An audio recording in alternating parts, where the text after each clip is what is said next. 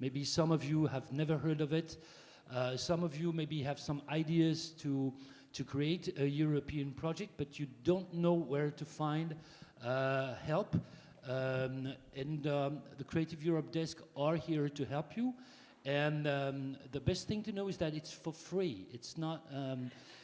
So it's in every country in Europe, I would say in eligible countries actually, have a Creative Europe desk. In some countries like Belgium, it's based on community, so you have the Flemish and the French Creative Europe desk, and they're really resources, not financial though, but really knowledge resources to create your proposal as best as you can, as best as possible. So I will hand the micro to Amélie. There will be some French and some English, so don't worry, but if you have scanned the QR code, normally you should hear with your earphones the translation, either in English or in French. Okay? Honneur aux dames. Oui, oui, bonjour. Alors, je vais parler français. Je suis désolée pour ça. Du coup, je suis Amélie, je suis du Relais Culture Europe, donc le bureau Europe Créative France. Et donc, on voulait vous présenter avec Sax un peu le fonctionnement très rapide d'Europe Créative et des bureaux Europe Créative. Et donc, on va faire juste une présentation assez courte parce qu'après, le but de la session, c'est vraiment d'échanger avec vous, de comprendre vos besoins, de comprendre ce que vous comprenez sur le programme et sur les bureaux, parce que je sais que ça peut être parfois un petit peu compliqué à appréhender, notamment quand on est porteur de projet. Donc vraiment, le but, c'est d'avoir un échange après cette courte présentation que Sax va effectuer. On peut le faire comme un duo. So I think I will speak in English because I'm not that good at French that I would like to be. So I try, but I'm not that good.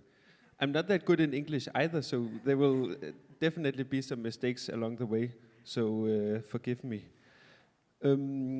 So as Amélie said, and also you, Yannick, we both work at the Creative Europe desks in France and for my part in Denmark. Before we present what the Creative Europe program is about, super short, and the role of the desks, I would just like to ask you, how many of you have dealt with the Creative Europe program before? Okay, so close to half of you, because the Creative Europe program is a very specific thing. It's the European Commission's flagship program to support the European cultural sectors, operators like many of you. It has three different strands. One cross-sectoral, which we will not talk about today. One media strand, which we will not talk about today.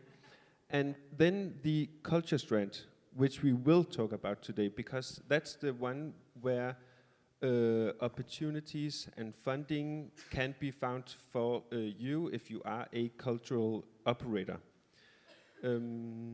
So yeah, that's maybe the starting point of the discussion. Okay, so maybe we will start to talk about the culture program. Probably many of you are more interested in the cooperation project. Because networks is really for bigger associations, like for example, Cité International is a cultural network co-founded by the European Union. But many of you, the people I saw, are people who either are director managers of companies or theaters, and they want to cooperate with other cultural operators based in Europe. So maybe you want to make the presentation of the culture program, or? Yeah, we can show it as a presentation, but what you will see in the presentation is that I've only written one word, culture. But let's have that on the screen.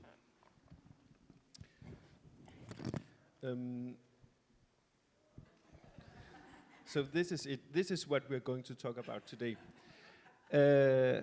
And I'm not going to present you with a lot of slides because that's what we do on a regular basis. I did it 2 days ago. I had a 2-hour presentation with 100 slides, and then we went through everything. So the role of the desks are to help you to understand the opportunities within the program. Today, our aim is a bit different. We are not going to convince you about how great the Creative Europe program is, or to explain to you all the possibilities, or how it works, or when the next deadline is. It's May 13th, by the way.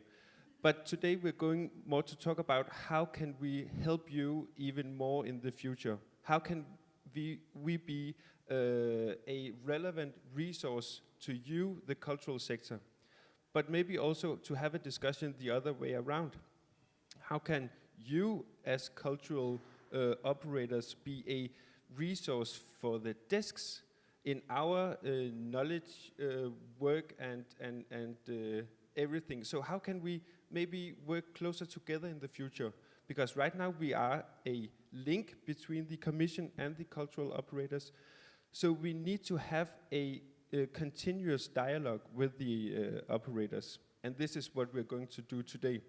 But just to highlight what the culture program is for those of you that doesn't know it, the culture program supports architecture, cultural heritage, design, literature and publishing, music, and also the performing arts. So basically everything except what is embedded within the audiovisual sector, and then special actions. So what the Creative Europe program aims to do is to encourage cooperation between different cultural operators from different countries, and as Yannick just said, the participating countries in Creative Europe is not only the EU 27, but 42 different countries. So you can, on equal terms, cooperate with peers from Georgia, Iceland, Norway, or even Tunisia. So it's not limited to the EU 27, and this is quite important to remember. It doesn't apply to the UK, but that's for political reasons. Sorry, no, unfortunately. Yeah. So let me know if you have any questions related to the opportunities within the Creative Europe program. Because if not, I think we will move on for what is really on the agenda today, and we can always come back as some kind of backdrop. What is the opportunities? Maybe I can just say that some of the funding opportunities are, for example, the cooperation call. It has deadline quite soon. Some of you might already be working on an application, but also you will find other opportunities. Some are not open right now, but some will open in the future. For example, the Perform Europe initiative might be relevant for a lot of you, I guess. It's not that relevant right now, but it will come back next year. So write that behind the ear, as we say in Danish, and check that out at a later point in time. But also, and maybe just a final word on some of the opportunities, you might also be interested in knowing about the Culture Moves Europe initiative, which is a rather new funding opportunity for individual cultural professionals. So if you are keen on exploring, go on some kind of residency, work together with partners abroad, go and see if that can be funded via the Culture Moves Europe program, which is not open right now, but it will reopen at a later point this year. We don't know when, but in the autumn. Okay, so just to say something, so you would be considering yourself as a kind of a service provider, a public service provider. I have a project for, let's say that you're talking about Perform Europe and you don't know when is the next application. I can register to the newsletter of my Creative Europe desk. I'm based in Brussels, French speaking, so I should be registered in the newsletter, receive the newsletter, and then I get the information about all of these programs and I can apply. And I can call you, well, not you, of course, but I can call the French-speaking desk in Brussels and say, I would like to do this and that. The person is able to help me, right? Is that it?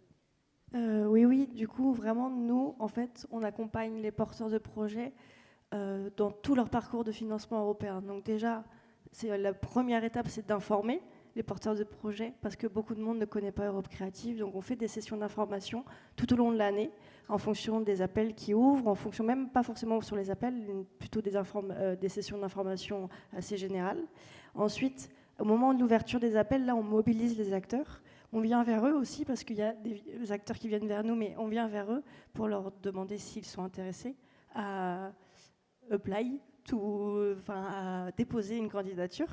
Et du coup, donc vraiment, c'est informer, mobiliser. Et après, une fois qu'un porteur de projet décide de déposer, là, on accompagne vraiment dans toute la rédaction. Alors, on rédige pas à la place des porteurs de projet, mais vraiment, on leur donne des conseils, on relit chaque partie de la candidature jusqu'au dépôt. Et à la fin, aussi, on dialogue sur quels sont les besoins des acteurs, parce que en fait, on est vraiment le lien entre la commission et les porteurs de projets dans tous les territoires. Donc, c'est pas que des grosses structures, c'est aussi des petites structures. Parfois, c'est la première fois qu'ils demandent un financement européen.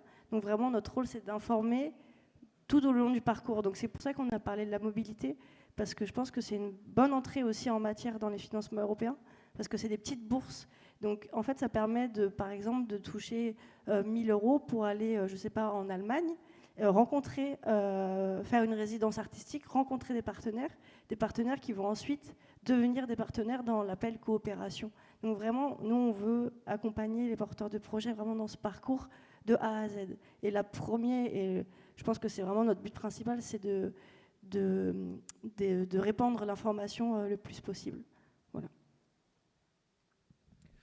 But yeah, that's I fully agree. But maybe on the more practical note, and not only talking about the aims and our mission, but also on the practical note, you said that you can call the Belgian desk. But I would actually say that our mission is also to provide, not just support to those embedded within the national context, but to see it as a whole. We would like to support the linkage between the cultural operators.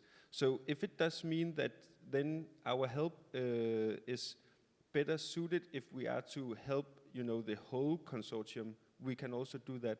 And if one is writing the application from Germany or Georgia, then let's take a meeting together. So at least our focus is not mainly supporting the Danish actor or the French actor, but try to see if we can facilitate this cooperation cross-border. Yeah, that's a good information. I wanted also to ask, please do not hesitate if you have questions. It's a round table. It's not a conversation between Amélie and Sax and me. But I just something pop up in my mind. Do you know in advance what is the focus in the in the open call, in the application? Well, you've probably read all the open call for culture cooperation program. So you have priorities and objectives, blah blah. But maybe you know in advance that this year they really want to focus on, let's say, cultural rights for children. Do you know that in advance or not really? Not specifically, but this is a political question. Yeah. And this is linked to our political understanding of how the Commission works, how the Council thinks, how the Parliament might try to push for certain agendas. So this is a political reading, and you might say that there is some kind of latency embedded in some of these calls. So right now, the call still focuses on the green agenda, which is relevant. But politically, we can see that the reality is now moving a bit in other directions. So my reading is that maybe greening, climate change, related issues might be less important in the calls in the future. But this is my own political reading, Yeah, sure. made up of the statements coming from the European Commission. So we don't know that in advance specifically, but we are quite close to the discussions with colleagues working in the Commission that might have some kind of understanding or another reading on the political reality as it is currently. Yeah. Amélie, tu voulais ajouter quelque chose? Oui, alors effectivement, on ne connaît pas exactement ce que veut la Commission, mais il y a quand même les priorités transversales de l'Union européenne qui sont la priorité, la transition écologique, numérique, l'inclusion sociale et les relations extérieures, et c'est des choses qu'on retrouve dans tous les appels. Et donc ça, c'est vraiment quand même une volonté politique, et effectivement que les appels et les porteurs de projets répondent à ces enjeux. Donc ça, c'est des choses qu'on sait quand même. Et donc nous, en tant que bureau, on essaie aussi de regarder dans les dépôts de candidature comment ils répondent bien aux enjeux de l'Union européenne, parce que pour le coup, on connaît bien les rapports, produit les rapports cadres sur aussi, par exemple, le statut des artistes qui a été produit par l'Union européenne. Nous, on les connaît bien, donc on peut vraiment aider les porteurs de projets à s'inscrire dans ces recommandations de l'Union européenne. Okay. I have another question. Sorry, I'm asking question, but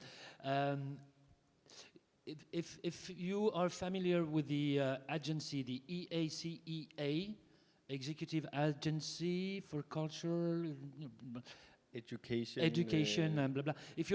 So this is this agency, the executive agency of the European Commission for Culture, that that opens the calls.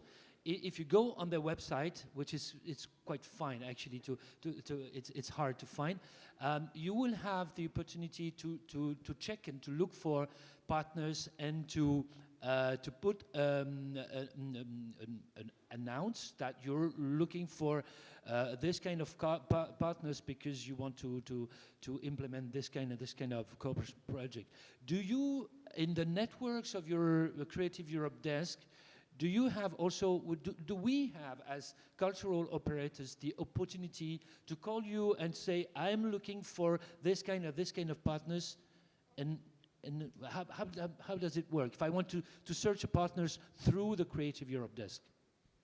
Yes, definitely you can do that. This is one of our strengths and opportunities, and being a resource for the operators, is that we provide this opportunity.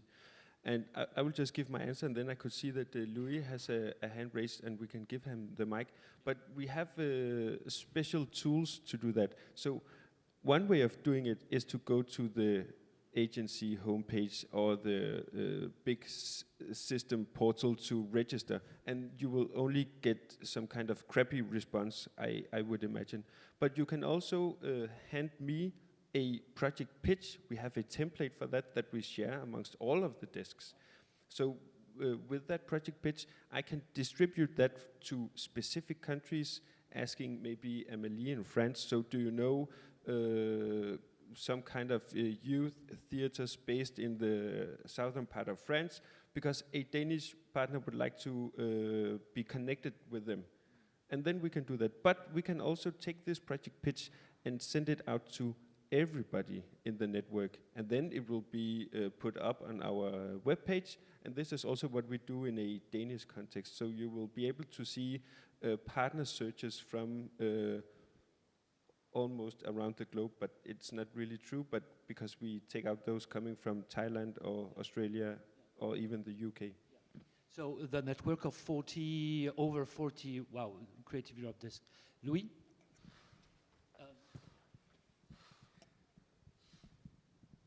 Yeah, hello, my name is Louis Valenda. I'm the Secretary General of Acites International.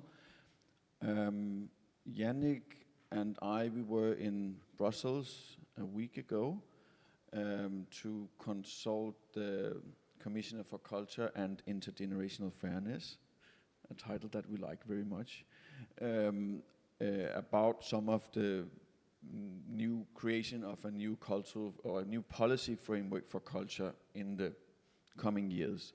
And before we did that, we asked Saxe, and we also asked one of our researchers in Assets International, could we have information on how many projects that funded by Creative Europe in the last 10 years have been directed towards children and youth? And that information, you could not filter the system in terms of target audience of the project.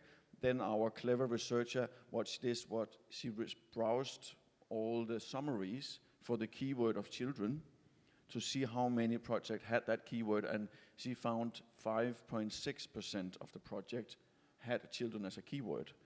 And at the same time, we know that 17% of the European population is under the age of 17. So we have a challenge, a collective challenge, and it's really nice to hear, Saxe, that you say, how can we help each other? Because I think we have a shared work to do in terms of enabling our part of the sector across also to music and other architecture, museums. How can children and young people be more visible in the application? And I'm interested in doing a bit of collective thinking in the room, because we all, either we have applied or we have not applied because we didn't know it existed, or we applied, or we looked at the call and we said, this is too complicated. And in a way, we in Assets International would like to then collect that information and see what can we do together between the desk and the sector to make the program more accessible for our sector. So do we need information? Do we need assistance in writing the application? Do we need assistance in administering the project? What is it that stops us from really representing the part of the population that we work for? So it's a question to all, really, to have a collective thinking. Amélie or Saxe, you would like to? Well, I actually answer to that? think I would like to redirect the question from Louis to the audience. So if you've ever been in the position that you would like to know more about the Creative Europe program, what stopped you from reaching out to a desk or going to the web page? Is it being scared of EU bureaucracy, or the many templates, or what was it? Don't be shy. Bonjour. I'm sorry, I'm a bit tired, so I'm going to speak in French, but you can hear translation by scanning the QR code. Moi, je suis directrice de production pour des compagnies de théâtre jeune public, et par exemple, enfin, je sais, dans les autres pays, je sais que ça fonctionne différemment, mais en France, les compagnies ne sont pas les structures qui dirigent des structures et des lieux. Et ça m'est arrivé beaucoup de fois qu'on se dise avec les artistes que j'accompagne, ce serait super qu'on développe des projets européens à l'international, mais en tant qu'artiste, un peu isolé, sans s'appuyer sur un théâtre, voilà, c'est compliqué. Et on n'a jamais trouvé jusqu'ici de structure ou de théâtre qui ait envie de s'atteler à un... Donc l'information, elle est très bien faite, elle est accessible, elle est facile à trouver, même si je réapprends plein de choses là en vous écoutant, et c'est super, ça donne envie de réessayer. Mais c'est vrai que pour les pays, en tout cas, qui fonctionnent comme le nôtre et où les artistes et les compagnies ne sont pas associés directement à des lieux, on ne voit pas du tout comment on va pouvoir aller chercher un partenaire en Tunisie, en Allemagne, en Norvège, comme ça tout seul, on ne voit pas. Et donc peut-être qu'il y a quelque chose à faire en termes de communication du côté des bureaux Europe Créative pour expliquer peut-être plus simplement aux artistes eux-mêmes et à ceux qui les accompagnent comment accéder à ça sans passer forcément peut-être Ou alors peut-être que c'est obligatoire de passer par un lieu ou tout ça, mais comment on se rencontre entre artistes internationaux. Voilà, j'ai beaucoup parlé avec Sania du Young Dance Network depuis 4 jours, et on se disait qu'entre artistes, on a du mal à se connecter, tout ça. Voilà, désolée, c'était un peu long, mais... Before Sax or Amélie, you don't have to be a venue, a big house to be part of a cooperation project. But yeah, if you want to answer to Oui, oui, je peux répondre. Je comprends tout à fait la difficulté parce que, en fait, vu que, par exemple, l'appel coopération s'adresse à tous les secteurs ont un peu leur spécificité. Et du coup, c'est aussi pour ça que l'appel a été fait et qu'il s'adresse à tout type de structure. Alors, il faut avoir une existence légale de plus de 2 ans pour être coordinateur, mais sinon, c'est vraiment tout type de structure. Donc, on a des compagnies de théâtre, mais sans lieu. Mais je comprends la difficulté et c'est ce genre d'information qui est intéressante à nous remonter parce que je pense que maintenant, il faut qu'on travaille sur comment accompagner les artistes, mais vraiment les artistes en tant que tels. Parce qu'on a plus l'habitude, c'est vrai, de travailler avec des associations ou des théâtres ou des opéras. Donc, comment refaire l'information sur ce point-là? Mais voilà, c'est qu'il y a, en fait, on commence aussi pas mal à faire des sessions d'information par secteur. Notamment, nous on fait ça en région, en Normandie, le secteur de la musique, comment on peut vous accompagner, le secteur des marionnettes, on a fait ça. Donc je vois votre questionnement. Après, par exemple, pour les artistes, on oriente beaucoup vers d'abord la mobilité. Voilà. Oui. You want to make a comment on? Oh, pardon. C'est juste pour compléter du coup ma question par rapport à ce que tu viens de dire et par rapport à la question de Louis sur le jeune public. Je pense que dans le secteur jeune public, les artistes seraient extrêmement force de proposition sur des projets de coopération et que du coup, oui, à cet endroit-là, je crois que c'est bien d'essayer de voir comment s'adresser à eux, peut-être spécifiquement. Voilà. Sax, you want to answer to that? No, you're not. If you don't have any answer, the problem No, is. but I have a comment that I can maybe just present afterwards. Yeah. Okay. Yeah. Sure. Alors, c'est vrai que moi, je suis à un moment donné où je sens qu'il y a plein de choses que je trouverais formidables de faire. Mais c'est vrai que donc, je suis artiste, je suis danseuse, chorégraphe. J'ai eu quand même la chance de participer à Along the Walk, qui a été un projet Europe créative formidable, aussi à iTeam. Mais donc, du coup, ma question là qui me vient, c'est est-ce qu'il y a en fait un dispositif qui permet aux artistes, bon, déjà une bourse sur les premières mobilités, moi ça me semble déjà un premier pas, donc ça pourrait m'intéresser, ou si vous voulez, alors c'est peut-être plus un peu très français, mais qui puisse soutenir un petit peu en termes de formation, ou voilà, on va dire pas une prise en charge, mais une bourse c'est quelque chose, mais voilà, parce que je pense que les réalités de la disponibilité des artistes qui ont aussi des compagnies pour pouvoir se mobiliser, peut-être s'il y avait... vous voyez, il y a beaucoup de dispositifs de formation qui sont mis en place, notamment à IT, mais c'est intéressant. Mais comment faire pour que ces dispositifs de formation puissent être aussi un accompagnement à un projet, disons. Je ne sais pas si ça existe. Voilà. Je vais laisser Amélie répondre par rapport à la France. I know that in some countries you can ask for a bursary, a grant or something to have someone write a project. I know that it is the case in the Netherlands, for example, where you apply for a grant and then you receive 15,000 euros and you can pay someone that will assist you in writing the project. Not the person that will imagine blah blah blah. You give the information as an artist. I want to do this and this and that with this country, and that person will write it for you. Yeah, I don't know where in all. It doesn't exist probably in all countries in Europe, but in some countries, yeah, it does. Sorry. Again. Je vais parler en français parce que j'ai l'impression que la traduction fonctionne bien. Je m'appelle Mathieu Los et je suis co-directeur d'un théâtre à Lyon qui s'appelle Le Ciel, scène européenne pour l'enfance et la jeunesse, et je suis aussi directeur artistique d'une compagnie de théâtre qui s'appelle Combats Absurdes et avec laquelle j'ai mené déjà 3 projets européens. Donc je connais très bien le bureau français, qui s'appelle pas Creative Desk en France. Relais Culture Voilà. Europe. C'est toujours une petite spécificité. Bref, et non, mais je voulais juste par rapport à ça. Donc moi, mon métier premier, c'est d'être artiste. Et j'ai mené des projets européens en tant qu'artiste depuis plus de 10 ans. Et à chaque fois, en fait, ça a été une rencontre avec d'autres artistes en Europe avec qui on s'est dit, tiens, on ferait bien quelque chose à l'échelle européenne.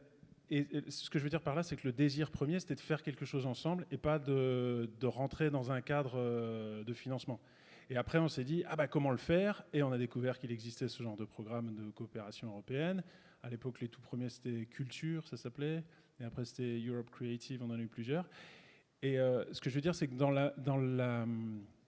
la dynamique de développement du projet, pour moi, c'est vachement important que ça reste quelque chose de sincère, la coopération, et honnête dans le consortium. Parce que si on cherche des partenaires pour chercher des partenaires, pour rentrer dans le cadre d'un programme de financement, etc., on va se retrouver avec des gens qu'on ne connaît pas, avec qui on va être obligé de nouer une relation rapidement, parce que quand on est à des échelles continentales, on ne se voit pas beaucoup, pas souvent. Et après, il va falloir bosser ensemble. Il y a plein de questions assez compliquées à gérer, d'argent, etc. Je voulais juste remettre au cœur... trouver des partenaires, c'est cool, mais en fait, je pense qu'il ne faut pas faire les choses à l'envers non plus. Il faut avoir un vrai désir de partenariat avec des gens qu'on aime, avec qui on a envie de bosser. Et c'est pas parce qu'on est artiste ou théâtre ou quoi que ça change quoi que ce soit. En fait, après, on peut être artiste et travailler avec des théâtres, des bibliothèques, des universités, ou qu'entre artistes. Enfin, peu importe en fait. Ouais. Mais il faut que la base. Moi, mon expérience, c'est que la base, c'est quand même le désir de faire ensemble avant tout. Et après, s'il manque un partenaire, effectivement, qui serait extra-européen, on aimerait bien quelqu'un sur le continent africain parce qu'on aimerait bien avoir la langue arabe. Je sais pas. Ça, c'est exactement ce qu'on vit en ce moment avec le ciel. Oui, là, on va s'appuyer sur les réseaux pour trouver un partenaire qui nous manque et tout ça, mais il faut quelque chose d'organique, un peu... Bon, c'est ma conviction. Oui. Je peux répondre? Oui, bien sûr. Effectivement, en fait, c'est ce que disait aussi ça, que c'est notre but, c'est pas d'aller voir les porteurs de projets et leur dire voici les appels, il faut que vous répondiez. C'est vous avez ce projet-là, qui est hyper intéressant, voilà. Comment on peut vous accompagner pour cette recherche de financement? Parce qu'il y a les appels coopération qui sont très particuliers, mais il y a pas mal d'appels différents, et donc c'est aussi voir ce qui est le plus pertinent pour le projet, en fait. Et c'est pour ça qu'on commence en général par la mobilité, parce que c'est des plus petites bourses, etc. Mais du coup, effectivement, je pense que, en fait, le but, c'est une vraie coopération, c'est de travailler avec les porteurs de projets dans ce sens-là, quoi. Il me semble que tu avais levé la main. Yes. Maybe before handing you the mic, I would just like to present my own reflection on what maybe both you and you have said, because I find it to be true that in order to start meaningful on a Creative Europe journey, you need to see whether you really are working on a mission that is just bigger than finding a financial opportunity, or I would like to work together with that person, but blah, blah, blah. So you will need to identify a common mission that is yours, but also your other European partners. And the mission can only be dealt with when working together. So this is not just because it would be nice to work together or interesting because you have the same background or whatever, but because by working together, for example, if you are some kind of cultural operator, but working without a physical venue, like a lot of cultural operators in the EU does, you might be able to approach that issue by finding some kind of common challenge. So how do we join forces if we do not have a cultural house? How can we maybe help each other? How can we build each other's capacities jointly? So I think that's super, super important to identify a higher common goal. And I really would like to underline the higher in this. And secondly, and this is also an important point that I don't think we did talk that much about this, but when you have identified a higher purpose, you know, a joint mission together with your possible potential European partners, you need to see if that higher challenge is a European challenge. there should be some kind of match. So what you can do is answer to the challenges that exists on a European level. And the European Commission has proposed some issues or priorities, and Amélie presented them just before as the transversal priorities. So your project solution or idea should be an answer to a European problem. So is it a European problem to have cultural entities working on some kind of loose basis or without a physical place to be? Or what is the problem embedded in that reality? So that could be interesting to work on. So have that, the goal of the higher purpose, and to see if that higher purpose matches the ambitions of the European Commission. And that was my reflection. Thanks, Sax. Estelle. Merci. Alors, je suis Estelle Derken, je suis la directrice de la CITEJ France. Je veux juste dire qu'effectivement, nous, au niveau de l'association, on a souhaité organiser ce grand temps fort pour dire que l'international, c'est d'abord des rencontres. Ce que tu dis, Mathieu, vraiment, on ne peut pas plaquer un projet, ça ne marche pas. Voilà, donc redire que la CITEJ internationale, c'est 70 centres à travers le monde, et avec des temps annuels de rencontres, c'est très important de pouvoir y participer. C'est un réseau exceptionnel de coopération et de rencontres. Donc, n'hésitez pas à revenir vers nous si vous avez des souhaits, en tout cas, de vouloir partager. Vous avez peut-être déjà rencontré un autre partenaire, mais voilà, si vous avez envie aussi, on est là aussi pour ça, pour essayer de vous mettre en contact avec des partenaires qui déjà développent un projet ou désirent développer un projet. Après, c'est dire aussi qu'on a essayé de mettre en place des petites visio-infos, notamment avec On the Move. Tu parlais des bourses à la mobilité, mais il y a quand même ce point d'information-là qui est extrêmement précieux et précis. Et on fera bientôt une visio d'information avec Relais Culture Europe pour avoir des infos sur la façon dont on peut monter un projet européen. Mais n'hésitez pas si vous avez des questions. En tout cas, on est à votre disposition en tant que centre français de la CITEJ internationale. Merci, Estelle. Anyone has a further question? And I can just say that it's not only the first row that is allowed to participate in the discussion. You as well, if you have anything to contribute with. Okay. I would like to know more about the role of the bridge that you're making between the cultural operators applying and the agency. How is the flow of information coming from the cultural operators and you? For example, I think we told about that. For example, the Creative Europe desk also needs us as cultural operators, because you need to receive information from the field, and then how do you inform then the agency about, the field is asking for this, there's the need here, you should, how does it work? Or maybe it doesn't work, or maybe it's not in the... I think I would like to give two answers to that question. So the first one is the cultural operators can directly give feedback to the Commission and the agency by expressing what is needed by writing an application. So the application is the best way of showing this is needed and this is our solution to the problem. So that can be done directly. But then there is obviously a lot of things going on along the way. For example, it is super difficult to apply. It takes a lot of time. You need to understand so many different documents. What does this mean? What does that mean?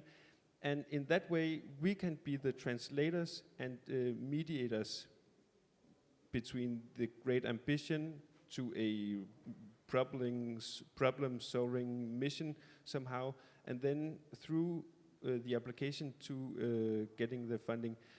So we can help in translating the EU to you.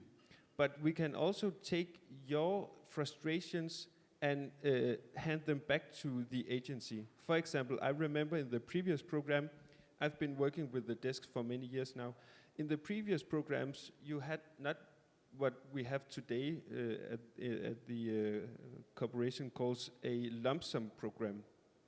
So now when you get the money, you can keep the money if you do the activities. So you show that you have done the activities. For example, for this event, we can take a picture and send that in and said, we did the actual thing. See, people are here. Previously, you would have what were called a project grant. So you would need to print all the receipts, do a big final financial reporting, and that took so much time and was so frustrating to so many people. And I expect quite a lot of you have tried that if you've been in the field for a couple of years.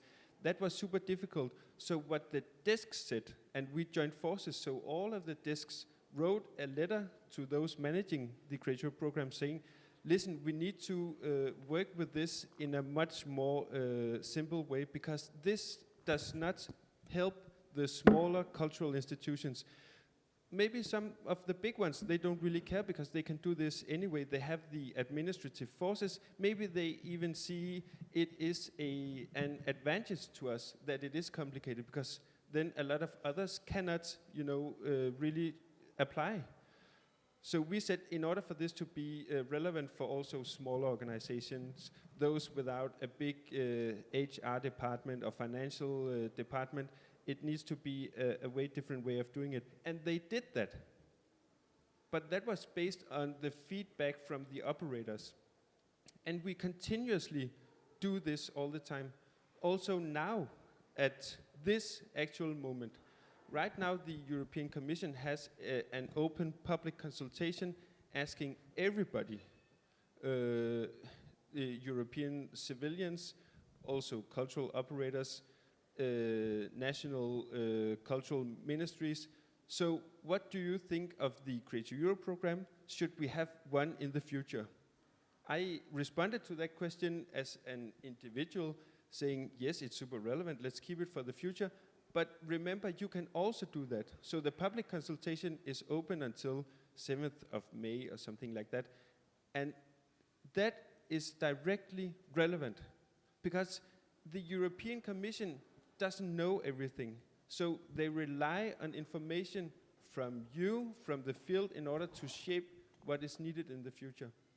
And we did the same exercise in 2018, a big public consultation where the European Commission asked everybody basically, so should we have a Create Europe program in the future? And the overwhelming majority said, yes, it's super relevant. Look at the statistics, look at the success rate, look at everything, and people responded positively.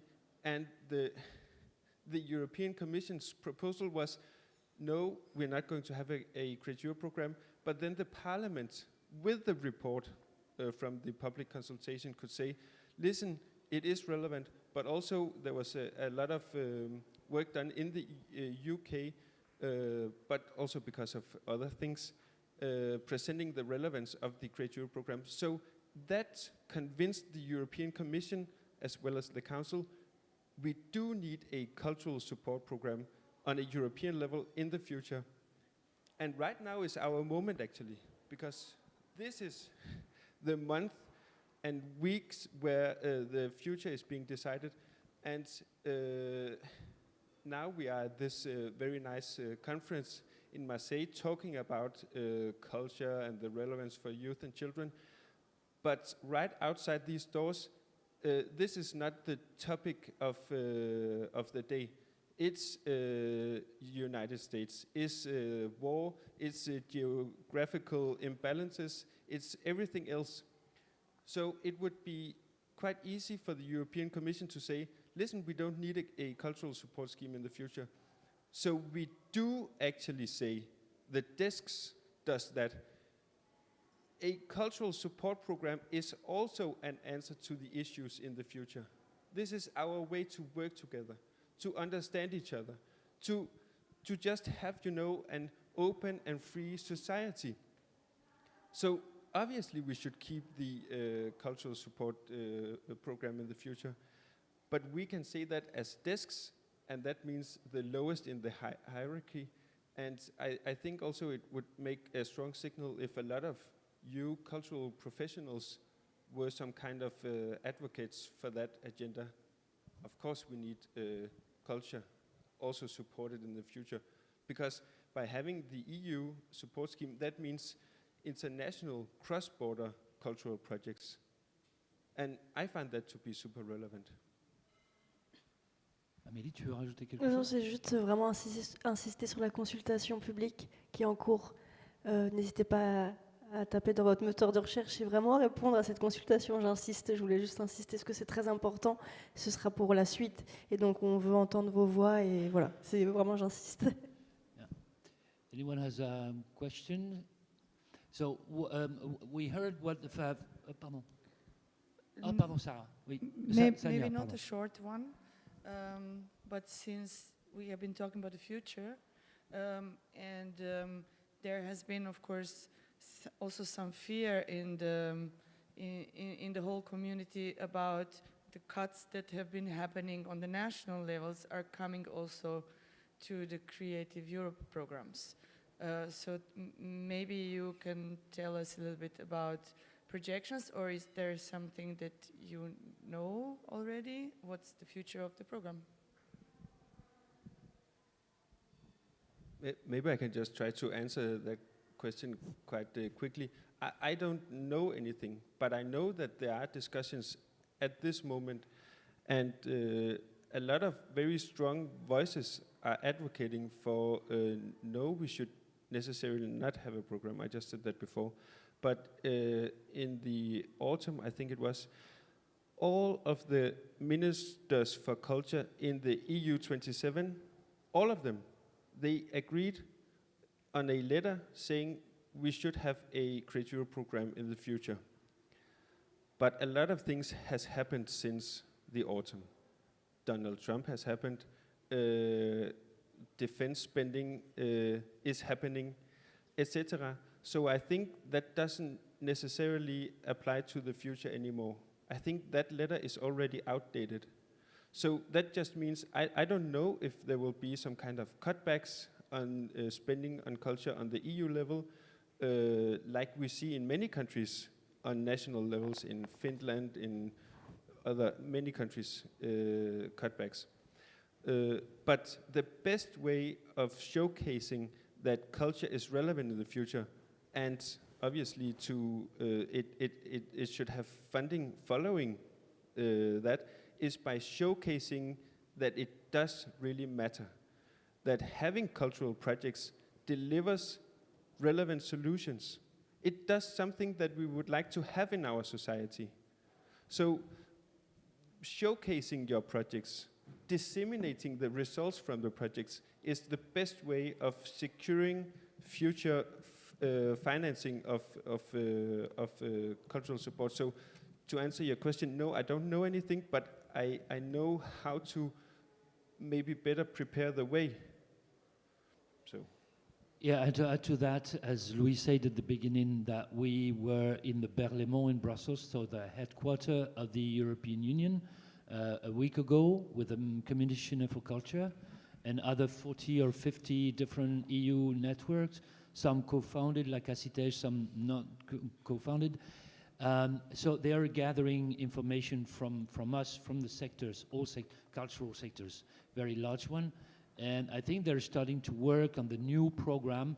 Maybe it will not be called Europe Creative Europe, but they will be starting to work on a new on the new Creative Europe program for the period 28 to 34 for next year. One other thing, I was not, finally I had to leave earlier yesterday. When Acitej International sends a survey regarding, for example, cultural rights, I really invite you to fill out this kind of surveys, because it's for our Performing Arts Coalition, so with IETM, Circo Strada, EDD, well, European Dance Development Network, and the fifth one, IFA, Associations of Festival. It's really important so that we have as many data as possible to show to the next round of interviews we will have with the Commissioner for Culture. These are the data regarding the cultural rights. And so that the Commissioner, from what we understood with Louis, and the people around him at the Directorate General of EHC, they are really eager to understand, to know what we are looking for, what we want, etc. But he needs to have our support to present to other commissioners that culture is vital if we want to keep a European collaboration, cooperation.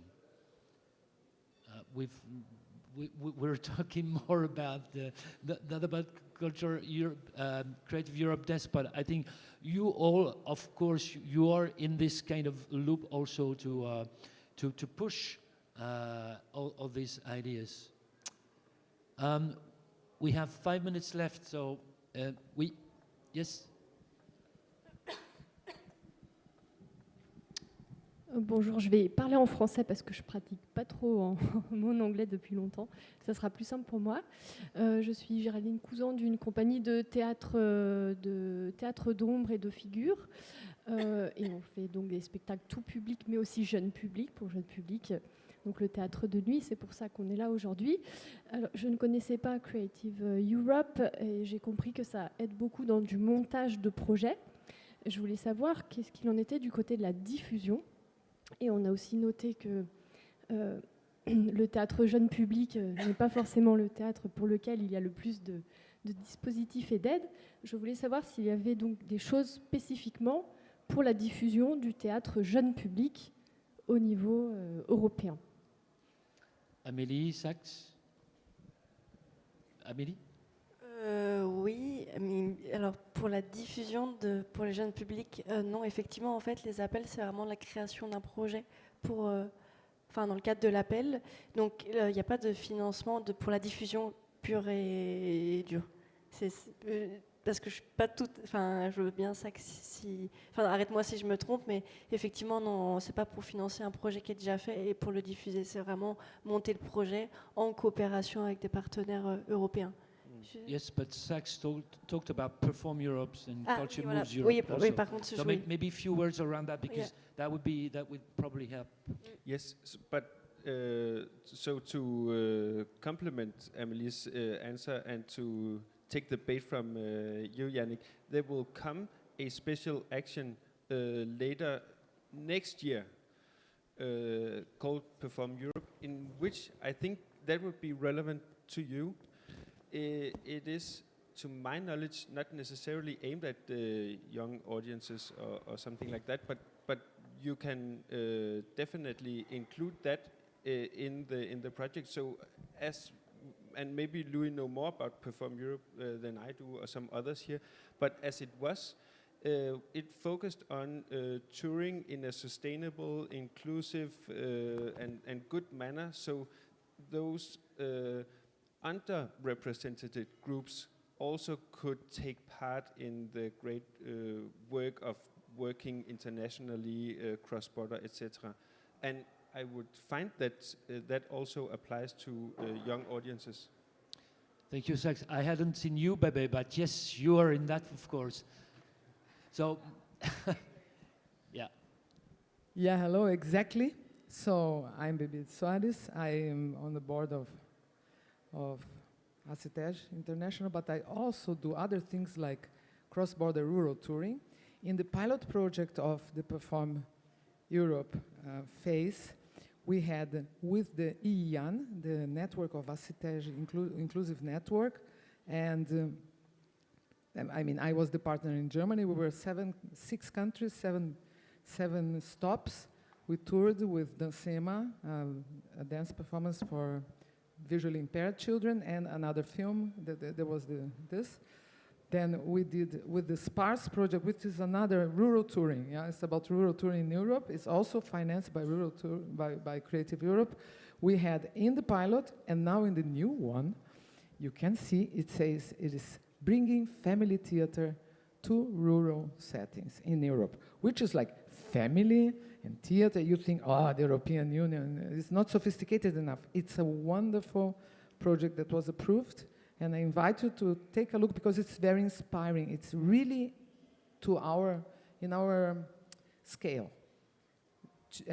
Work for young audiences very often is exactly the scale that the European Union finances in terms of cross-border touring. Yeah. Thanks, Pepe. We need to finish our meeting, and just to wrap up, what I would say is really when you get out of the audience, the hall, you can go and see your Creative Europe desk website. You can register for the newsletter. You will receive all information, needed information and relevant information regarding the programs made by the Europe. And so Perform Europe, Culture Moves Europe, cooperation projects, and etc. etc. Thank you very much, Amélie. And sorry, I'll interrupt, Yannick. Pardon? One last comment to interrupt and yes, go but over Gaël is screaming there, and no, I'm kidding. Because I think we, between the desks and the centers in the eligible countries, the Assistance Centers and Assistance International, I think we should make an information session together because we, the desk have the knowledge about Creative Europe, the Assistance Centers have the knowledge about our sector and could potentially support application writing and understanding of how you approach the program. So I think we could do an information session together and a supporting session. Maybe for May time is quite short, but if not, then for future rounds. And not necessarily to create the partnership, because I believe the partnerships are created in the informal way, like being in the gathering, and there you have creative relations have to grow organically. It's difficult to matchmake people, but we can definitely help in, okay, you have this idea, how do you approach it, how do you write it? And I think collectively, between desks and Assistance International, I think we could do it in a very qualified way for our part of the sector. Okay, thank you, Louis. Thank you, everyone, for coming, and bon appétit.